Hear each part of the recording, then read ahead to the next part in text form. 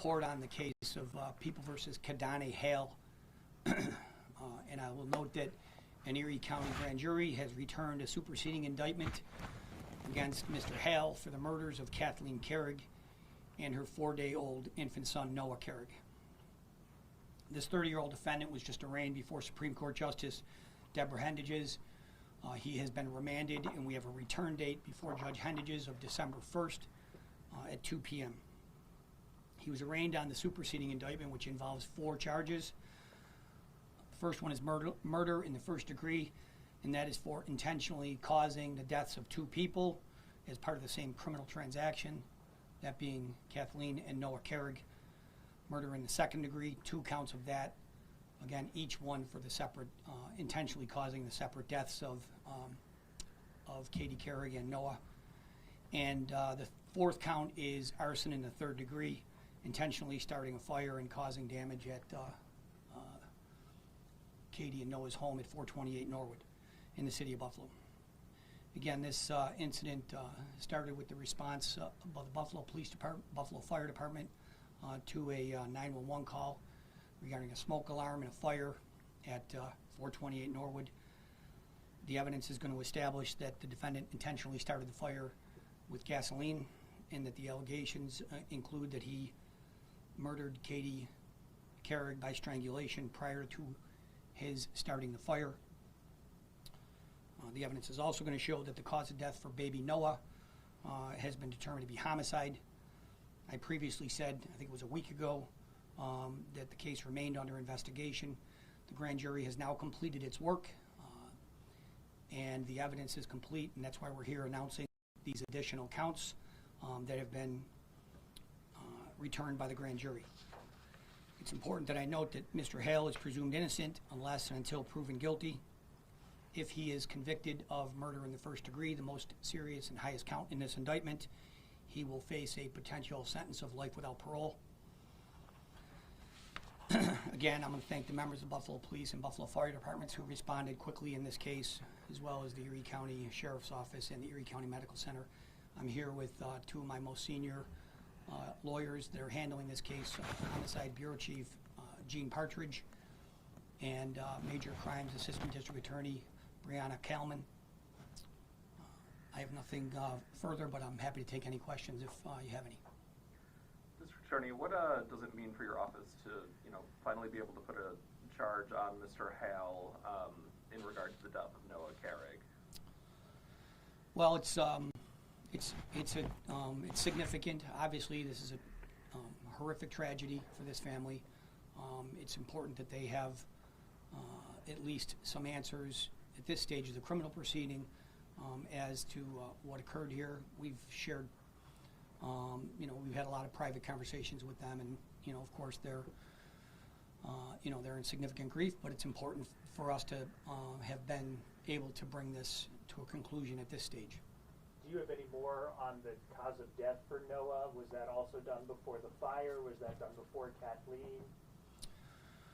So I think, out of respect for the family, quite frankly, I'm gonna not share any more details about that. It's a, it's clear.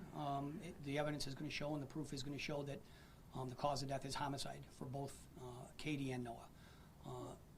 To go beyond that at this point, I think would just probably unnecessarily add to the pain of this family.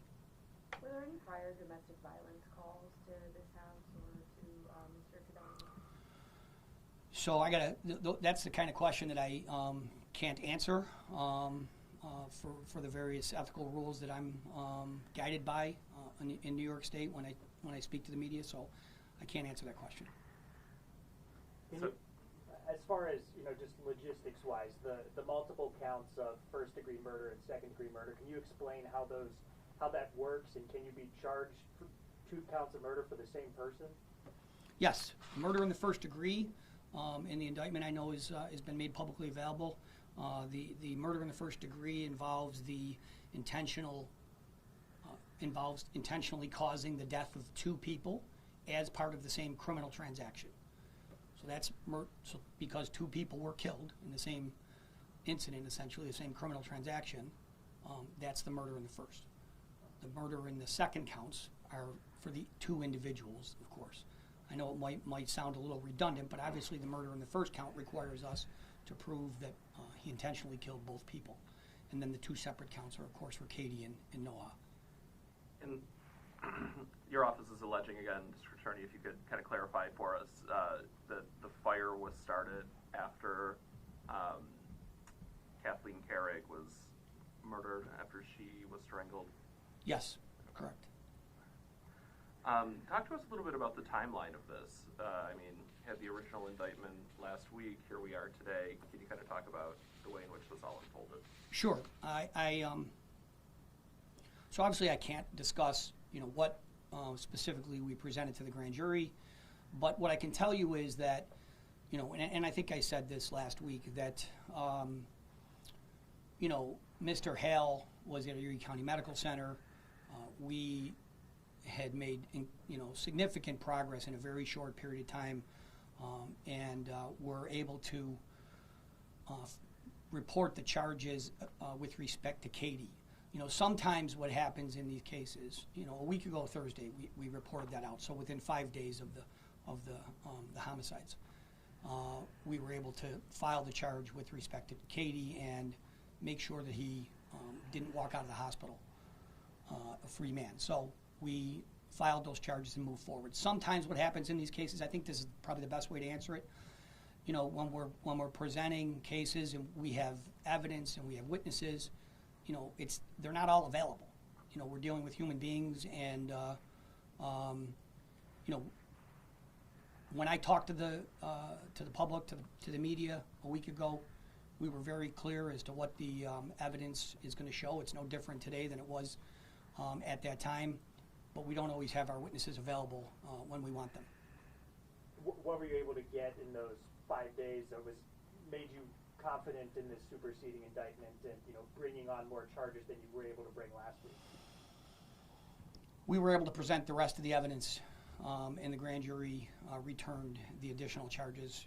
Beyond that, I can't be any more specific. Was baby Noah killed before the fire or because of the fire? Have you determined that? I think I answered that previously. I understand the question. I think, quite frankly, the proof is going to establish that this was an intentional homicide with respect to Noah, just as it was with respect to Katie. And as I indicated, out of respect for the family, I'm not going to get into any more detail on it. Given, again, where we're at right now with this, do you expect it to be a pretty quick, case? Or I know it seems like sometimes, the proceedings maybe take a little longer depending on how the case is going. Like, do you expect it to go pretty fast? That's really up to the court. Every court's a little different. Every judge has a different number of cases that they're handling. This particular judge, I know, has a very full calendar.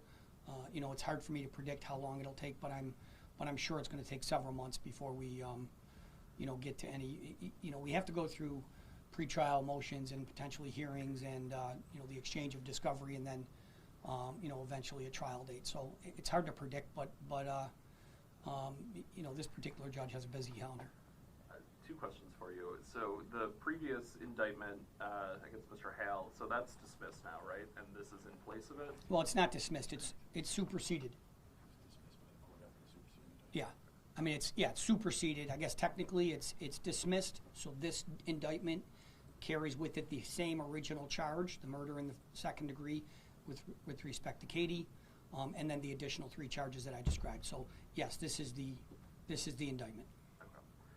And just any message to the community, as the story continues to circulate. This is another horrible case involving a child, a baby, 4 days old, and a brand new mom. We have 18 victim witness advocates that work in our office. We have domestic violence bureau, and we have great relationships with our partners that get involved with these kinds of situations. The Family Justice Center is one. They actually have an event tonight, and this is Domestic Violence Awareness Month. And anybody that has any sort of concerns with respect to domestic violence issues should reach out to our office, reach out to our partners at Domestic Violence or Haven House. We want to get involved and help and be proactive to try to prevent, violence in intimate partner relationships. Anybody else? Separate topic? Pardon me? Separate topic? Off Separate topic. Let's do that off camera. Okay. Thank you. Thank you.